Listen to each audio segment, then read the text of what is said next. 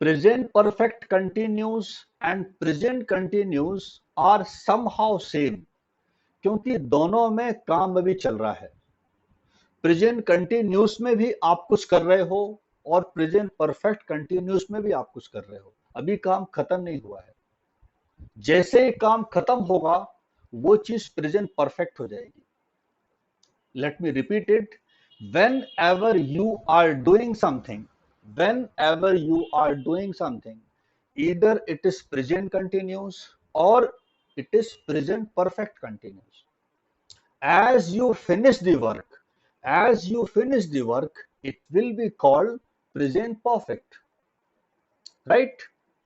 Now, what is the difference between present continuous and present perfect continuous? That we have to understand.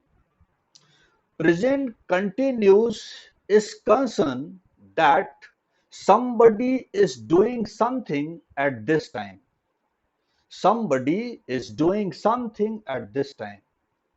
But, but present perfect continuous is concerned for two things. Present perfect continuous is concerned for two things. It is concerned that somebody is doing something. Somebody is doing something this time, but at the same time, it is also concerned for how long that person has been doing that action. And that one thing differs present perfect continuous from present continuous. Present continuous को इस बात से कोई मतलब नहीं कि आप कोई काम कितने दिन से कर रहे हैं। प्रेजेंट कंटिन्यूस एक सिंपल सी बात बता रहा है कि अभी कुछ हो रहा है। I am talking, you are listening, you are understanding, you are enjoying. लेकिन जो प्रेजेंट परफेक्ट कंटिन्यूस है, present perfect continuous is more concern कि वो काम आप कब से कर रहे हैं। ठीक है सर, यहां तक कहानी मेरे ख्याल से समझ में आई आपको। अब आपको ये तो बताना ही है कि आप कोई काम कर रहे हैं, साथ में आपको ये भी ऐड करना है कि आप वो काम कितनी देर से कर रहे हैं। इसको बताने के दो तरीके होते हैं। आप कोई काम कितनी देर से कर रहे हैं, इसको बताने के दो तरीके होते हैं। नंबर वन, ध्यान देंगे मेरी बात पर। नंबर वन, आप सीधे वो पॉइंट बताएं, आप सीधे वो पॉइंट बताएं जब आपने वो काम शुरू किया था। आप वो पॉइंट बताएं, आप वो स्टार्टिंग टाइम बताएं जब आपने वो काम शुरू किया था। तो उसको हम कहेंगे, वहां पर हम लगाएंगे सिंस। जैसे जैसे एग्जांपल लेता हूं। जैसे मान लीजिए मैंने अपनी क्लास कब शुरू की, मैंने अपनी क्लास शुरू की ठीक 1 बजे। तो मेरे पास एक तरीका है कि मैं आपसे कहूं कि मैं 1 बजे से पढ़ा रहा हूं, मैं 1 बजे से पढ़ा रहा हूं। ठीक है, मैंने वो टाइम बताया जब मैंने क्लास शुरू की थी।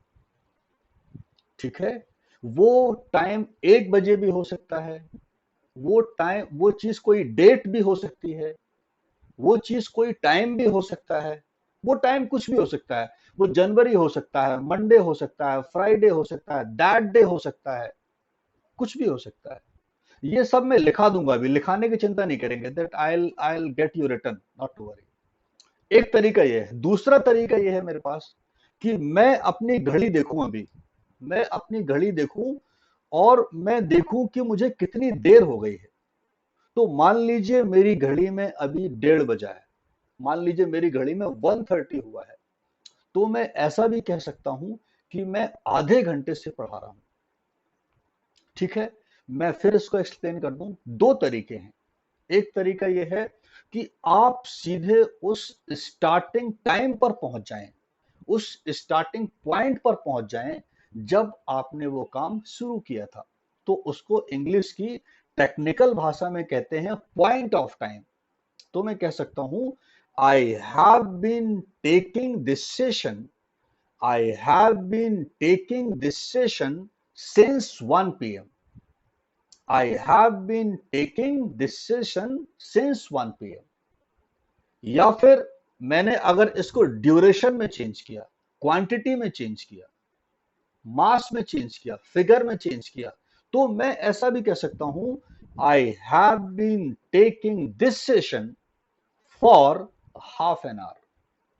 बात एक ही है, बात एक ही है। मान लीजिए ये सेशन मैंने मंडे को शुरू किया, तो मैं ऐसा भी कह सकता हूं, I have been taking this session since Monday. I have been taking this session since Monday.